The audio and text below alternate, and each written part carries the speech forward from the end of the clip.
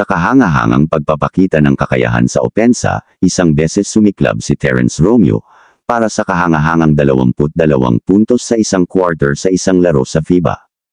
Ang kamangha-manghang pag-atake na ito ay nag-iwan ng mga fan at kalaban na pareho sa matinding pagkamangha kilala sa kanyang mabilis na pag-crossover at matalim na pag-shot.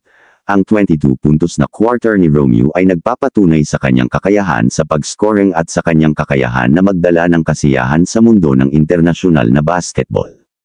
Ang kanyang dynamic na estilo ng paglalaro ay nagpapatuloy na nagbibigay buhay sa kanya bilang isang manlalaro na dapat abangan sa mga kompetisyon ng FIBA at Asian Games.